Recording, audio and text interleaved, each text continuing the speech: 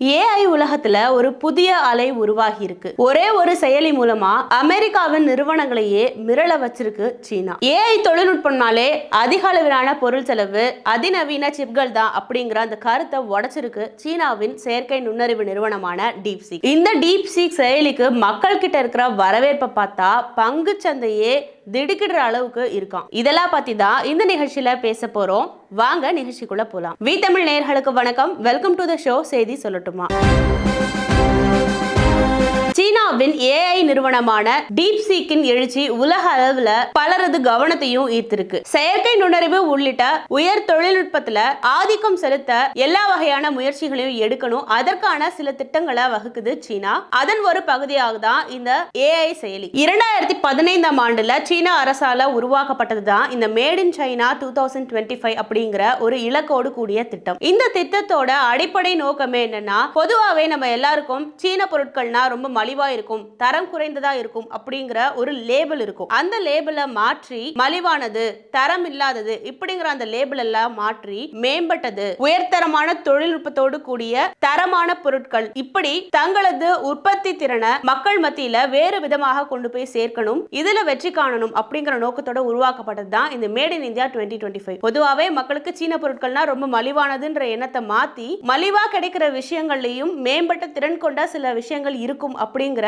ஏற்கனவே இருக்க அந்த பிம்பத்தை உடைக்கிறதுக்கான முயற்சியாக தான் இந்த மேட் இன் சைனா 2025 பார்க்கப்பட்டுச்சு. அப்போ 2025க்குள்ள சில துறைகள்ல ஆதிக்கம் செலுத்தி சிறந்த தயாரிப்புகளை உருவாக்கணும்னு சீனா மெனக்கெடுது. இதற்காக 10 தொழில்நுட்பங்கள் தேர்ந்தெடுக்கப்படுது. செயற்கை நுண்ணறிவு, குவாண்டம் கம்ப்யூட்டிங், மின்சார கார்கள் தயாரிப்பு, புதுப்பிக்கத்தக்க ஆற்றல் தயாரிப்பு, பேட்டரி தொழில்நுட்பம் போன்ற துறைகள், இது போல ஒரு 10 தொழில்நுட்ப துறை தேர்ந்தெடுத்து இதுல குறிப்பிடத்தக்க அளவிலான ஒரு முன்னேற்றத்தை, வெற்றிகளை சீனா கண்டிருக்கு. சீனாவின் டீப்சீக் நிறுவனத்தால் தயாரிக்கப்பட்ட இந்த செயற்கை நுண்ணறிவு மாதிரி அமெரிக்காவில் வெளியிடப்பட்ட கொஞ்ச நாட்கள்லேயே ஆப்பிள் ஸ்டோர்ல மிக அதிகமாக மக்களால் பதிவிறக்கம் செய்யப்பட்ட ஆப் அப்படிங்கிற இடத்துல இந்த சீனாவின் டீப்சீக் வருது. அதோட அமெரிக்காவை அடித்தளமாக கொண்ட பல நிறுவனங்கள், அதாவது ஏஐ நிறுவனங்களோட செயலிகளோட ஒப்பிடும்போது மிக குறைவான விலையில உருவாக்கப்பட்ட ஒரு ஏஐ செயலியாக இந்த டீப்சீக் இருக்கு. இதனாலேயே பல தரப்பட்ட மக்கள்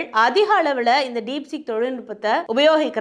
இதுல ரொம்ப கவனிக்கத்தக்க விஷயமா பிற ஏஐ நிறுவனங்களுக்கு சவாலாக தெரிகிற ஒரு விஷயம் என்னன்னா, இந்த ஏஐ செயலி உருவாக்கப்படுறதுக்கு தேவைப்பட்ட தொகை தான். இந்த டீப்சீக் செயலியை உருவாக்கிய ஆராய்ச்சியாளர்கள் என்ன சொல்றாங்கன்னா, இந்த செயலியை உருவாக்குறதுக்கு வெறும் $6 மில்லியன் குறைவான, அதாவது $5.6 மில்லியன் அளவுல தான் அவங்களுக்கு அந்த செலவு ஏற்பட்டிருக்கு அப்படின்னு சொல்றாங்க. பொதுவாகவே ஒரு ஏஐ செயலியை உருவாக்கணும்னா அதிநவீன சிப்கள் இருக்கணும், அதிக அளவிலான பொருட்செலவு இருந்தாதான் அதை பண்ண முடியும் அப்படின்ற அந்த பிம்பத்தை உடைச்சு ஏஐ செயலியான டீப்சீக் ரொம்ப மலிவான குறைவான விலையிலேயே மேம்பட்ட திறன் கொண்ட ஒரு செயலியா தயாரிக்கப்பட்டதால ரொம்ப குறுகிய காலத்திலேயே உலகத்தின் பல்வேறு இடங்கள்ல இதற்கான டிமாண்ட் அதிகமாயிருக்கு. இந்த டீப்சீக்கின் V3 வெர்ஷன் இந்த மாதிரி கடந்த ஜனவரியில தான் ரொம்ப பிரபலமாக ஆரம்பிச்சிருக்கு. சீனாவை சேர்ந்த லியாங் வென்ஃபயர் அப்படிங்கிறவர் தான் இந்த டீப்சீக் செயலியை உருவாக்கி இருக்காரு. இறக்குமதி செய்யக்கூடிய மிக மலிவான விலையிலான சிப்களை பயன்படுத்தி 50,000 NVIDIA A100 அப்படிங்கிற சில சிப்களையும் சேர்த்து இந்த ஏஐ மாதிரி உருவாக்கப்பட்டிருக்கு. இதற்கான பொருட்செலவு தான் $5.6 மில்லியன் அளவு தான் இருக்கு அப்படின்னு தொழில்நுட்ப ரீதியா பல நாடுகளுக்கு சவால் விடும் இடத்துல இருக்கிற அமெரிக்காவுக்கே இந்த ஏஐ தொழில்நுட்பம் மூலமா சீனா சவால் விடுது. அமெரிக்கா அதுக்கு மிரண்டு போயிருக்குன்னா அதுக்கு காரணம் என்ன? அமெரிக்காவை சார்ந்த பல முன்னணி ஏஐ நிறுவனங்களோடு ஒப்பிடும்போது இந்த டீப்சீக் ஏஐ உருவாக்க மிக குறைந்த அளவே பொருட்செலவு ஆனதுனால நூற்றுக்கணக்கான மில்லியன் டாலர்களை இது மிச்சப்படுத்தி இருக்கு. இந்த டீப்சீக் நிறுவனத்தோட இந்த குறைந்த செலவினங்கள் அப்படிங்கிறது இந்த ஏஐ செயலி அமெரிக்காவில் வெளியிடப்பட்ட அந்த ஜனவரி மாதத்திலேயே அமெரிக்காவின் ஷேர் மார்க்கெட்டையே உலுக்கி எடுத்திருக்கு. இந்த டீப்சீக் ஏஐ மாதிரி வந்ததுக்கு அப்புறம் இணைய தொழில்நுட்பங்களுக்கான நாஸ்டாக் பங்குச்சந்தை 3% வீழ்ச்சி அடைஞ்சிருக்கு. மேலும் இந்த ஏஐ தொழில்நுட்பம் மாதிரி வெளியிட்டதுக்கு அப்புறம் அதன் விளைவாக அமெரிக்காவை தளமாக கொண்டு செயல்படும் செயற்கை நுண்ணறிவுக்கு தேவையான சக்தி வாய்ந்த திறன் வாய்ந்த சிப்களை உருவாக்கும் நிறுவனமான என்விடியா நிறுவனம் கூட மிக மோசமான பாதிப்பை சந்திச்சிருக்குன்னு தொழில்நுட்ப நிபுணர்கள் சொல்றாங்க. எந்த அளவுக்கு மோசமான பாதிப்புனா என்விடியா நிறுவனம் கடந்த ஜனவரி மாதம் மட்டுமே ஒரே நாள்ல 17% கிட்டத்தட்ட $600 பில்லியன் சந்தை மதிப்பை இழந்திருக்குன்றது கவனிக்கத்தக்க ஒரு விஷயம். ஏன்னா இந்த என்விடியா நிறுவனம் ஒரு காலத்துல உலகத்திலேயே அதிக அளவுல பங்குகள் வைத்திருக்கக்கூடிய முதன்மை நிறுவனமாக இருந்திருக்கு. அப்படிப்பட்ட என்விடியா நிறுவனமே இப்போ $600 பில்லியன் வரை சந்தை மதிப்பை இழந்திருக்கு அப்படின்னும் போது அந்த அளவுக்கு அமெரிக்காவை சவால் விடக்கூடிய அளவுக்கு இந்த சீனாவின் ஏஐ செயலி இருக்கு. ஃபோர்ப்ஸின் அறிக்கைப்படி ஆப்பிள் மற்றும் மைக்ரோசாஃப்ட் நிறுவனங்களுக்கு அடுத்தபடியாக இருந்த நிறுவனம் தான் என்விடியா. ஆனா என்விடியா நிறுவனத்துக்கே சவால் விடக்கூடிய அளவுக்கு டீப்சீக் ஏஐ இருக்குன்னா, மேலும் என்விடியாவால் உருவாக்கப்பட்ட திறன் வாய்ந்த மிக குறைந்த விலையிலான அந்த சிப்களை விட இன்னும் மலிவா குறைவான செமிகண்டக்டர் சிப்களை உருவாக்கி டீப்சீக் ஏஐ அதை பயன்படுத்துது. இதன் மூலமா செயற்கை நுண்ணறிவு துறையில மட்டும் அதிக அளவிலான பொருட்செலவு இருந்தாதான் அதிநவீன சிப்களை பயன்படுத்தினாதான் ஒரு ஏஐ தொழில்நுட்பம் வெற்றிகரமா செயல்படுத்த முடியும். அமெரிக்கா மட்டும் இல்லாம பல்வேறு நாடுகளோட ஏஐ நிறுவனங்களையும் அதன் பங்குகள்ல அதிக அளவிலான வீழ்ச்சியை சந்திக்கிற அளவுக்கு ஒரு நிலைமைக்கு தள்ளி இருக்கு இந்த டீப்சீக் ஏஐ. சிப்கள் தயாரிக்கும் நிறுவனமான நெதர்லாண்டை சேர்ந்த ஏஎஸ்எம்எல் நிறுவனத்தின் பங்குகள் 10% குறைஞ்சிருக்கு. அதே போல ஏஐ தொடர்பான பொருட்களை தயாரிக்கக்கூடிய சீன நிறுவனமான சீமென்ஸ் எனர்ஜி நிறுவனத்தின் பங்குகள் கூட 21% சரிஞ்சிருக்கு. இந்த டீப்சீக் செயலி இப்படி பல்வேறு நாடுகளுக்கு தொழில்நுட்ப ரீதியாக பெரிய சவாலாக இருந்தாலும் சில மேற்கத்திய நாடுகள்ல இந்த டீப்சீக் செயலி தடை செய்யப்பட்டிருக்கு. காரணம், இந்த டீப்சீக் செயலி மலிவான விலையில பயனர்களுக்கு கிடைக்கிறதால அதிக அளவிலான பேர் இதை உபயோகிக்க கூடுது. ரொம்ப சீக்கிரமாவே பிரபலமானாலும் அதுல இருக்கிற அந்த தரவுகள் பாதுகாப்பு தன்மை அப்படிங்கிறது கேள்விக்குறியா தான் இருக்கு. அதோட பயனர்களின் தனிப்பட்ட தனி உரிமை சார்ந்த விஷயங்களுக்கு எந்த அளவுக்கு இந்த டீப்சீக் ஏஐ பாதுகாப்பானதாக இருக்கும்ன்றதுல கேள்வி எழுப்பு பல்வேறு நாடுகள் இந்த டீப்சீக் ஏஐ தடை செஞ்சாங்க. இருந்தாலும் இந்த டீப்சீக் ஏஐ ஒரு நல்ல மனநல ஆலோசகரா இருக்குன்னு சொல்ற அளவுக்கு மக்கள் அதோட பயன்பாட்டை ரொம்ப நெருக்கமா அவங்க கிட்ட வச்சிருக்காங்க. அதன் உதாரணமா சிலர் டீப்சீக் ஏஐ தங்களுக்கு எந்த அளவுக்கு மன ரீதியான உதவியா இருக்கு அப்படின்னு சொல்லி பகிர்ந்துக்கிறாங்க. பிரபல ஊடகத்துக்கு அவங்க கொடுத்திருக்கிற பேட்டியில என்ன சொல்றாங்கன்னா, சமீப காலமா ஒரு பெரிய இழப்பை சந்திச்சு தனக்காக யாரும் ஆறுதலுக்காக இல்லையே அப்படின்னு நினைச்சிட்டு இருந்த ஒரு நபர் ஏஐ தொழில்நுட்பத்தை, அதாவது இந்த டீப்சீக் ஏஐ பயன்படுத்த ஆரம்பிச்சதுக்கு அப்புறம் தனக்காக ஒருத்தவங்க இருக்காங்க, நான் வெளியில காசு கொடுத்து செலவு பண்றதை விட இந்த டீப்சீக் ஏஐ எனக்கு ஒரு நல்ல மனநல ஆலோசகரா இருக்கு அப்படின்னு சொல்ற அளவுக்கு சீனாவில் இருக்கக்கூடிய பல இளைஞர்கள், சீனான்னு இல்ல, இதை உபயோகிக்கக்கூடிய பல இளைஞர்கள் இத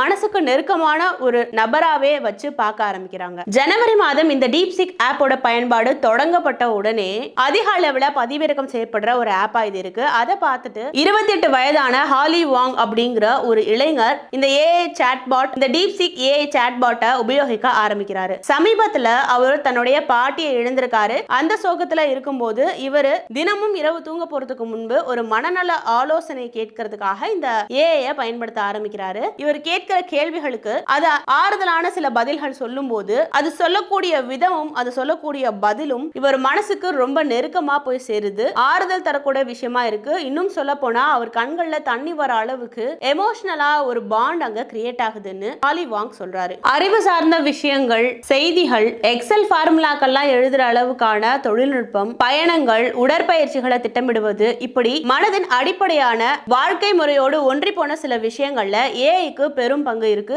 அந்த அளவுக்கு மனிதர்களோட வாழ்க்கையில ஏஐ தொழில்நுட்பம் வளர்ந்துட்டு வருது. ஆனா இதெல்லாம் தாண்டி மனசுக்கு ஆறுதல் தரக்கூடிய ஒரு மனநல ஆலோசகரா சீனாவில் இருக்கக்கூடிய பல இளைஞர்கள் இந்த ஏஐ தொழில்நுட்பத்தை அணுகுறாங்க. காரணம், கடந்த சில வருடங்களாகவே அந்த சீனாவில் இருக்கக்கூடிய இளைஞர்களுக்கு ஒரு விதமான மன அழுத்தங்கள் இருக்கு. இதற்கு காரணங்களா வேலை வாய்ப்பின்மை, மோசமான பொருளாதார நிலை, மேலும் சீனாவின் பேரிடராக கருதப்படும் கோவிட் தொற்று, இதற்கு அப்புறம் அவங்களுக்கான அந்த மன ரீதியான அழுத்தங்கள் அதிக அளவுல இருந்திருக்கு. இதன் விளைவா அவங்களுக்கு தங்களோட எதிர்காலம் குறித்த ஒரு நம்பிக்கை இல்லாத ஒரு நிலையே உருவாகி இருக்கு. அப்படி இருக்கும்போது அந்த இளைஞர்கள் தங்க கிட்ட எந்த விதமான ஒரு ஆதரவு தரக்கூட, அப்படி இருக்கும்போது இந்த இளைஞர்கள் தங்களுக்குன்னு நம்பிக்கை தரக்கூடிய எந்த ஒரு விஷயம் தங்கள்கிட்ட இல்லாதது போல உணர்றாங்க. அப்படி இருக்கும்போது அவங்க தேர்ந்தெடுக்கிற அந்த விஷயம் தான் இந்த ஏஐ சாட்பாட். ஏன் இவங்க இதை சொல்றாங்கன்னா, நம்ம பக்கத்துல இருக்கக்கூடிய மனிதர்கள் நம்ம சொல்ல வரத நம்ம எமோஷன்ஸை கேட்கறதுக்கு தயாராக இருக்காங்களா இல்லையான்ற அந்த சந்தேகத்தோடய அவங்கள அணுகிறதுக்கு நான் என்ன சொன்னாலும் கேட்கறதுக்கு ஒரு ஆள் இருக்கு, நான் சொல்றத அப்படியே புரிஞ்சுக்கிறதுக்கு ஒரு ஆள் இருக்கு அப்படின்னு நம்பிக்கையோட அவங்க அந்த ஏஐ சாட்பாட்டை அணுகுறாங்க. இந்த மோசமான பொருளாதாரம், வேலை வாய்ப்பின்மை, கோவிட் தொற்றுக்கு பின் இருக்கக்கூடிய விளைவுகள் இதெல்லாம் தாண்டி சீனாவில் இருக்கக்கூடிய கம்யூனிஸ்ட் கட்சியின் சில கட்டுப்பாடுகள், நிபந்தனைகள் கூட இறுகும் பிடியில மக்கள் இருக்கிறதுனால அவங்களுக்கான மனக்குமுறல்களை வெளிப்படுத்துறதுக்கான வாய்ப்புகள் கூட குறைவாக இருக்கிறதா அந்த இளைஞர்கள் சொல்றாங்க. இதன் காரணமா தான் அவங்க மனக்குமுறல்கள் எல்லாம் கொட்டி தீக்க ஒரு ஆளா அந்த ஏஐ சாட்பாட்டை பார்க்கறாங்க. வெளிநாட்டு ஊடகங்கள் மற்றும் செயலிகள் மீதான தடை காரணமாக மேற்கத்திய நாடுகளைச் சேர்ந்த சாட் ஜிபிடி, ஜெமினி போன்ற சில செயலிகள் சீனாவில் தடை செய்யப்பட்டிருந்துச்சு. இந்த காலகட்டத்தில் அதை ஏற்கனவே பயன்படுத்திட்டு இருந்த அந்த பயனர்கள் அந்த இடத்துல ஒரு வெற்றிடத்தை அனுபவிக்கிறாங்க. அப்போ அதற்காக அவங்க VPN சேவைகளுக்காக அதிக கட்டணம் செலவிட வேண்டியிருக்கு. இந்த டீப்சீக் ஏஐ வருவதற்கு முன்பு ஏற்கனவே அவர்கள் பயன்படுத்திய அந்த சாட் ஜிபிடி, ஜெமினி போன்ற செயலிகளுக்கு மாற்றாக ஒரு சில செயலிகள் செயல்பட்டு வந்தது. அலிபாபா, பைட்டான்ஸ் போன்ற இந்த செயலிகள்லாம் அந்த அளவுக்கு அந்த பயனர்களுக்கு திருப்தி கொடுக்கல. அதனால அதிக அளவிலான பயனர்கள் அதை அணுகல. ஆனா டீப்சீக் ஏஐ வந்ததுக்கு அப்புறம் சீனாவின் மற்ற ஏஐ செயலிகளை விட இந்த டீப்சீக் ஏஐ செயலி குறுகிய காலத்திலேயே அதிக அளவிலான பயனர்கள் கிட்ட சென்றடைஞ்சிச்சு. படைப்பு தொழிலில் இருக்கக்கூடிய நபர்களும் இந்த டீப்சீக் ஏஐ தொழில்நுட்பத்தை அதிக அளவில் பயன்படுத்துறாங்க. காரணம், கலைத்திறன் மிக்க புதுமையான சில விஷயங்களை இந்த ஏஐ டீப்சீக் தொழில்நுட்பம் தெளிவாகவும் கச்சிதமாகவும் வார்த்தைகளை வடிவமைச்சு பதில்கள் கொடுக்குதான், நிறைய படைப்புகளை உருவாக்குதான். இதனால கலைத்துறை சார்ந்தவர்களோ அதிக அளவில் இந்த டீப்சீக் ஏஐ பயன்படுத்துறாங்க. மேலும் மனநலம் சார்ந்த விஷயம்னு வரும்போது தனக்கு மனசுல தோன்ற அந்த வழிகளை சொல்லும் போது பிறர் கொடுக்கிற அந்த ஆதரவு வார்த்தைகளை விட மனசுல ரொம்ப ஆழமா சென்று சேர்வது போல, யாருமே இது வரைக்கும் கொடுக்காதது போல அந்த அளவுக்கான ஆதரவு வார்த்தைகளை அந்த ஏஐ டீப்சீக் அவங்களுக்கு கொடுக்குதான். இதனாலேயே மற்ற எல்லாரை விட ரொம்ப எமோஷனலா அந்த ஏஐ கூட கனெக்ட் ஆக முடியுதுன்னு ஹாலி வாங் சொல்றாரு. நான் சொல்றத முதல்ல கவனிக்கிறியா, உன்னால புரிஞ்சுக்க முடியுதா அப்படின்னு நம்ம இன்னொருத்தவங்கள பார்த்து கேட்க வேண்டிய நிலையே அங்க இருக்காதான். ஏன்னா நம்ம சொல்றத அந்த டீப்சீக் கவனிச்சுட்டு தான் இருக்கு அப்படின்ற உறுதியான நம்பிக்கையோட பேச முடியுமா? அதே போல இன்னொரு பெண்ணும் டீப்சீக் ஏஐ கிட்ட, என்னோட மற்ற நண்பர்கள் கிட்டயோ இல்ல உறவினர்கள் கிட்டயோ நான் சொல்லும் போது அவங்க கொடுக்கிற அந்த பதில்களை விட டீப்சீக் ஏஐ எனக்கு கொடுக்கிற பதில்கள்லாம் என்னை ஒவ்வொரு முறையும் அழ வைக்குது, அந்த அளவுக்கு ஒரு தாக்கத்தை எனக்குள்ள ஏற்படுத்துது. இதனாலதான் டீப்சீக் ஏஐ ஒரு நல்ல மனநல ஆலோசகரா, நல்ல ஆதரவு கொடுக்கக்கூடிய விஷயமா நான் பாக்குறேன் அப்படின்னு அந்த பெண்மணி சொல்றாங்க. ஒரு விஷயத்த வேற வேற கோணங்கள்ல பார்க்கணும்னு டீப்சீக் தான் எனக்கு சொல்லி கொடுத்துச்சு. நாம ஒரு கேள்வியவோ இல்ல நம்ம ஒரு விஷயங்களையோ அதுகிட்ட பகிர்ந்துக்கும் போது அதுக்கு பதில் சொல்றதுக்கு முன்னாடி நம்ம என்ன சொல்ல வரோன்றத பொறுமையா அது கவனிக்கிறதுக்கு முயற்சி பண்ணுது. இதை என்னால உணர முடிஞ்சதுன்னு அந்த பெண்மணி சொல்றாங்க. பல வகையில ஏமாற்றப்பட்ட ஒரு பெண்மணி மற்றவர்கள் தங்களை ஏத்துக்கணும், புரிஞ்சுக்கணும் அப்படிங்கிற ஒரு காரணத்தினாலதான் தனக்குள்ள இருக்கிற அந்த வழிகளை அதிக அளவுல பகிர்ந்துக்க முயற்சி செய்யறாங்க. இது ஏன் நடக்குதுன்னு அந்த டீப்சீக் ஏஐ கிட்ட கேட்டு பரிசோதிச்சு பார்க்கும்போது அது கொடுக்கிற பதில் என்னவா இருக்குன்னா, இது போல சில விஷயங்களை மனிதர்கள் அதுகிட்ட பகிர்ந்துக்கும் போது அது எந்த மாதிரியான பதில் கொடுக்கணும்ன்றது அதுவே தன்னை தகவமைச்சுக்குமா, அதுக்காக அதுவே சில குறிப்புகளை தனக்கு தானே சொல்லிக்குமா. அப்படி என்ன குறிப்புகள்னா, கொடுக்கிற பதில் அனுதாபத்தோடு இருக்கணும், அதே நேரத்துல நடைமுறை சாத்தியமா அவங்களுக்கு அதுல இருந்து என்ன பண்ண முடியும்ன்றதையும் தெளிவா உணர்த்தணும்ன்றதுல இந்த ஏஐ டீப்சீக் குறியா இருக்கு. அதே போல பயனர்களின் தன்னுணர்வை உறுதி செய்யணும். இந்த விஷயத்துல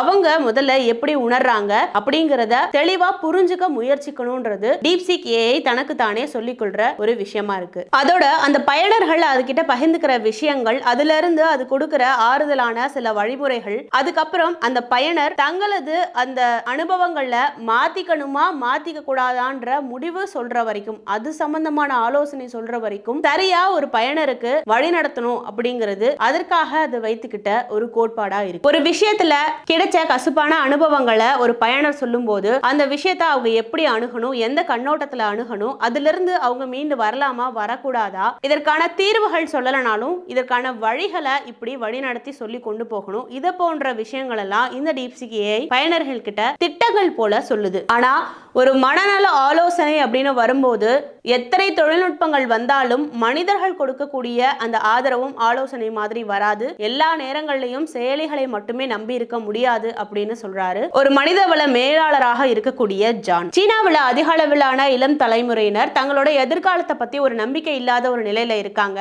அவங்களோட எதிர்காலம் எப்படி இருக்க போகுதுன்னு ஆர்வம் சொல்றவங்க கிட்டையும் ஜோசியர்கள் கிட்டையும் போய் அணுகக்கூடிய அளவுக்கு அவங்களுக்கு வாய்ப்புகள் ஏற்படல. அதோடு அவங்களுக்கு ஏற்பட்ட மன அழுத்தங்களுக்கு ஒரு சரியான ஆலோசனைகளும் பெருமளவுல அவங்களுக்கு கிடைக்கிறது இல்ல. இப்படி இருக்கிற பட்சத்துல இந்த டீப்சீக் ஏஐ பயன்படுத்த ஆரம்பிக்கிறாங்க. இதுக்கு இன்னொரு காரணமா சொல்லப்படுறது இந்த டீப்சீக் ஏஐக்களோட தணிக்கை மற்றும் தனிநபர் பாதுகாப்பு சம்பந்தப்பட்ட விஷயங்கள். காரணம், உபயோகிக்கக்கூடிய பல வெளிநாட்டு பயனர்களுடைய தரவுகளை இந்த டீப்சீக் ஏஐ மூலமாக சீனா நிறுவனங்கள் எடுத்துக்க முடியும். அந்த அளவுக்கு தனிநபர் பாதுகாப்பு சார்ந்த விஷயமும் தனி உரிமை சார்ந்த விஷயமும் இந்த இடத்துல கேள்விக்குறியா இந்த ஏஐ மாதிரிகள் மேல வருது. அதே போல தைவான் மற்றும் ஆஸ்திரேலியா நாடுகள்ல கூட எல்லா அரசு கருவிகள்லையும் இந்த ஏஐ செயலி பயன்படுத்தக்கூடாதுன்னு தடை விதிக்கப்பட்டிருக்கு. ChatGPT தடை செய்த இத்தாலி டீப்சீக் ஏஐ பயன்பாட்டை கூட தடை செய்திருக்கு. அமெரிக்காவில் இருக்கக்கூடிய 2 நாடாளுமன்றத்தின் எல்லா உறுப்பினர்களுமே இந்த டீப்சீக் செயலி எல்லா அரசு கருவிகள் இருந்தும் தடை செய்யப்படணும்னு வலியுறுத்தப்படுது. இதன் காரணமா டீப்சீக் சீனாவில் கூட அதிக அளவிலான ஆன்லைன் கட்டுப்பாடுகளோடு செயல்படுத்தப்படுது. ஒரு சமூகத்தின் நிலைத்தன்மைக்கு ஆபத்தாக இருக்கக்கூடிய விஷயங்களும் சரி, கம்யூனிஸ்டுகளுக்கு எதிராக இருக்கக்கூடிய விமர்சனங்களை தடை செய்யறதுலயும் இந்த சீனாவின் சமூக வலைதள நிறுவனங்கள் செய்துட்டு வருது. அப்படி இருக்கும்போது மற்ற பிரபலமான ஏஐ செயலிகள் மற்றும் விஃபோம், விசாட் போன்ற சமூக வலைதள நிறுவனங்களைப் போலவே அரசியல் ரீதியான பல பிரச்சனைகளுக்கும் இது ஒரு அடித்தளமா இருக்கும்னு இந்த டீப்சீக் ஏஐ நம்பப்படுது. இப்படி கலவையான எதிர்பார்ப்புகளோடு கலவையான விமர்சனங்களோடு இதன் பயன்பாடு குறித்த ஒருவித அச்சத்தோடவே இந்த டீப்சீக் ஏஐ பயன்படுத்தப்படுது. இருந்தாலும் உலக அளவில் அதிகமான பயனர்கள் கிட்ட ரொம்ப எளிதா அது போய் சேர்ந்துருச்சு அப்படிங்கிறது சீனாவோட ஒரு தொழில்நுட்ப ரீதியான வெற்றின்னு சொன்னாலும் இதுல தனிநபர் பாதுகாப்புக்கு கேள்விக்குறியா இருக்குன்னு வரும்போது இந்த டீப்சீக் ஏஐ பயன்படுத்துவது குறித்து சிந்திச்சு பார்க்க வேண்டிய அவசியம் இருக்கு. எல்லா வளர்ந்த நாடுகளும் தங்களுக்கான செயற்கை நுண்ணறிவு தொழில்நுட்பங்களை அதற்கான சாதனைகளை நோக்கி வளர்ந்துட்டு போற நேரத்துல இந்தியாவும் தனக்கான ஒரு தனித்துவமான செயற்கை நுண்ணறிவு தொழில்நுட்பத்தை நோக்கி திட்டமிட்டு வளர்ந்துட்டு இருக்கு. ஆனா இது எந்த அளவுக்கு சாத்தியம், எந்த அளவுக்கு ஒரு தனிநபர் பாதுகாப்பு, தனிநபர் உரிமை சார்ந்த விஷயங்கள், பாதுகாப்பு சார்ந்த விஷயங்கள் இப்படின்னு பார்த்து பொருளாதார ரீதியா இந்தியா இதை எப்படி வளர்த்து கொண்டு போகும் அப்படிங்கிறது ஒரு சவாலாக தான் இருக்கு. வளர்ந்த நாடான அமெரிக்காவுக்கே தொழில்நுட்ப ரீதியா இப்படி ஒரு சவாலை சீனா கொடுக்கும் போது அதையெல்லாம் சமாளிச்சு இந்தியாவும் தன்னோட செயற்கை நுண்ணறிவு தொழில்நுட்ப துறையில சாதிக்குமா அப்படிங்கிறது பொறுத்திருந்து தான் பார்க்கணும்.